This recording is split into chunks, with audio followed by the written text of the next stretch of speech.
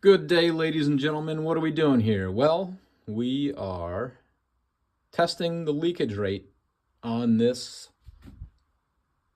Lichamp or Lichamp gauge set. And the reason we're doing that is I purchased the Pioneer HVAC mini split system and was doing the final vacuum down below 500 micron, make sure it was a nice deep vacuum before releasing the refrigerant. And saw using this here Testo, let's take a little screenshot here, Testo 552i. Anyway, vacuums, yeah, anyway. Doing a micron pressure test with that thing, below 500 micron, and trying to see what kind of leakage rate we were getting in the system. Now, it's probably not standard practice to be doing your micron pressure test with your gauge set hooked up. Because when you do that, you include all these fittings, right? Every single one of these fittings is a potential leak path, including the hoses, right? The hoses are made of oil, essentially, and there are volatile, off-gassing chemicals that come from hoses. Now, I'm sure they make expensive ones that don't do that, but that still does not take out all the variables in here, all the the stems for these valves, the fittings for the gauges. Look at those hands. I applied for the hand job. They wouldn't hire me, so I have to go freelance. But anyway, yeah.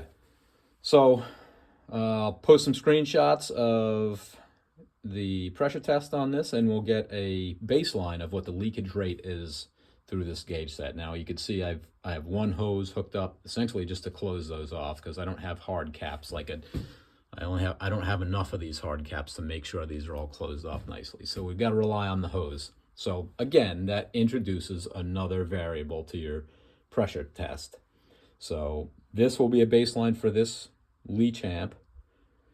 And if anyone else has, let's say, a yellow jacket or a more expensive, say, Testo brand gauge set, something that probably costs double what this cost, then it'd be nice to get some footage of that too. And then we'll, all the HVAC professionals or even the DIYers out there like myself can get an idea of the quality and seal that these things are able to obtain.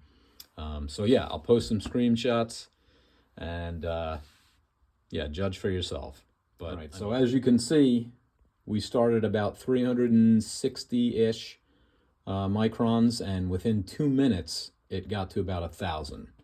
So, so that's 315 microns, roughly 315 microns a minute. So that'd be a good baseline if I'm trying to look for additional leakage rate while I have a gauge set hooked up to my system, or any system for that matter. But again, there's going to be a lot of variables in the rate of leakage, including outside air temperature, how well these fittings are hooked up. Did you use Nylog Blue on all your fittings? Were they nice and clean?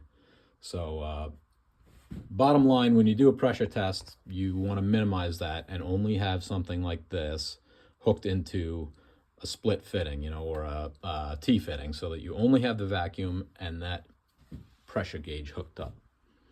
All right, that's all I got. Again, if anyone has a better gauge set, or I should say a more expensive gauge set than this one, that can post their baseline leakage rate, yeah, that'd be great. So it's about 70 degrees out. Not sure how much that's going to matter. I mean, it obviously does factor into things, but yeah. Now we can see here that, what is this, about 10 minutes later, it's gone up to 3,000. And you could also see the rate. I mean, it's pretty intuitive.